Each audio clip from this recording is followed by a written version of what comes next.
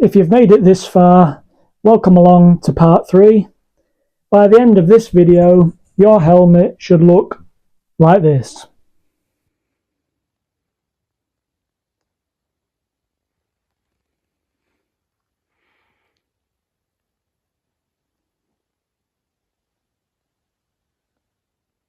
If it doesn't, you're going to have to bin it, start again, and rewatch parts 1 and 2. You've come a long way, and the finish line is in sight. Come on, let's get on with part 3.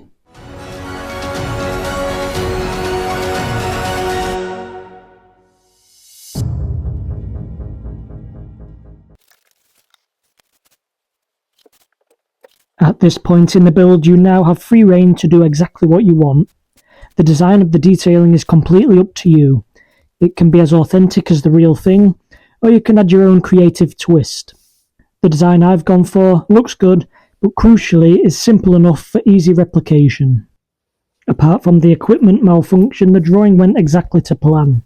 Go ahead and copy my design if you wish. Just remember that whatever design you decide on, you ultimately have to cut it out so that we can achieve that 3D relief look.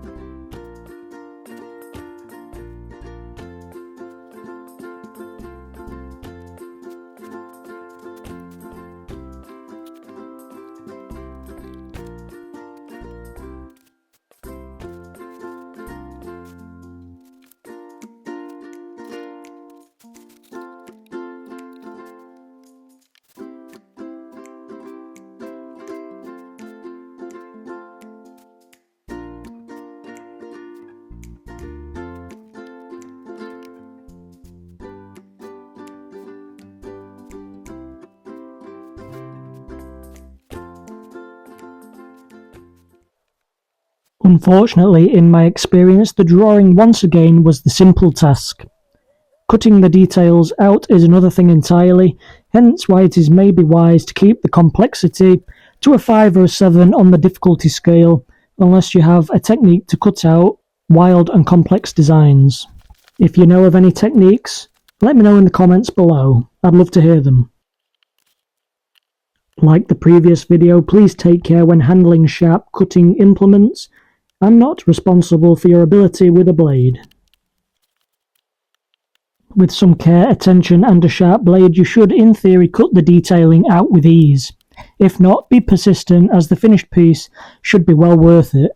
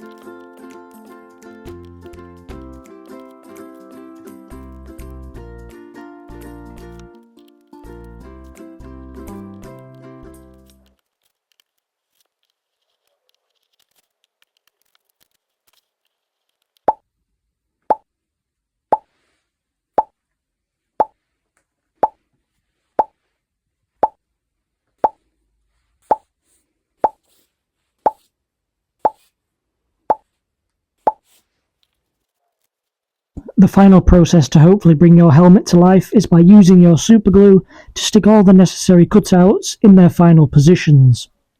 Trim the designs where required so that they fit symmetrically on the helmet.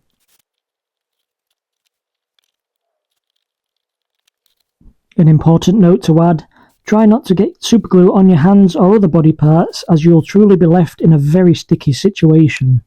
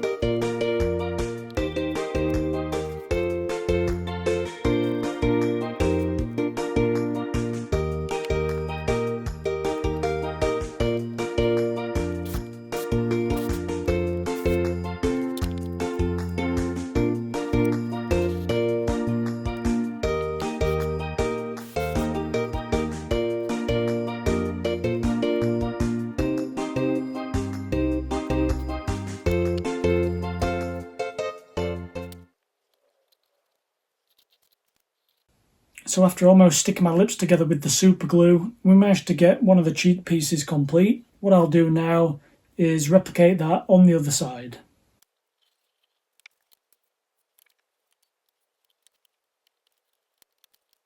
Whether it does or not, I find that if I blow on the super glue, it seems to dry a little quicker. We're full of useful tips on this channel. Similarly to previous episodes, if you wish, you can stick the pieces on the helmet in the same order as me. It seems to come together pretty well.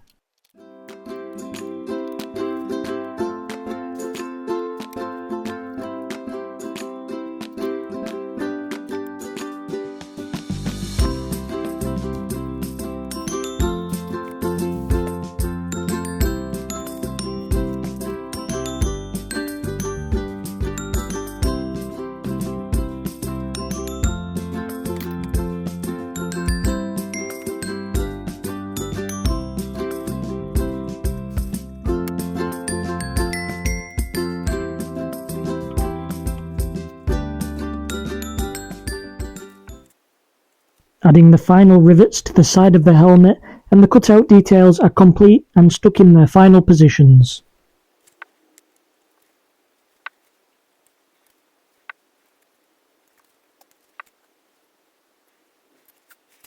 Really fiddly, sticking my fingers together numerous times. I think it's turned out pretty good. What I'll be doing next is, if you can see, there's some gaps between all these bits of cardboard that I've put on, including these side bits, is use some decorator's cork to fill those gaps. Now that we've filled in all the gaps using the decorator's cork, we can now go ahead and use some filler to complete the eyebrows. I know what you're thinking, it's so enlightening to see such a master at work. If you like what you see, hit us a like.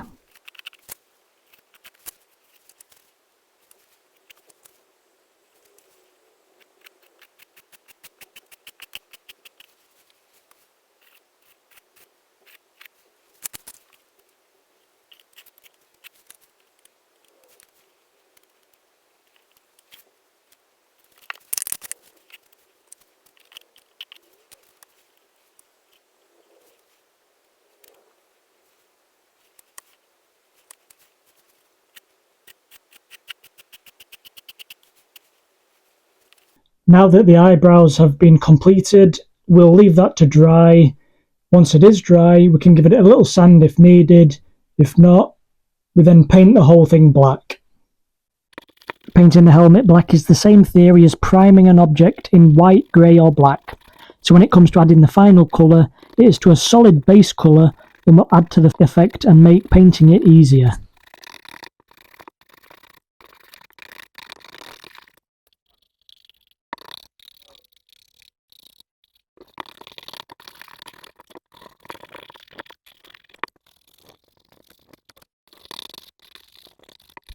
Join me in part 4 when we bring everything together to finish the helmet, from giving it a final paint job and some essential final detailing. Stay tuned to Caledonian Creations for more out-of-this-world art.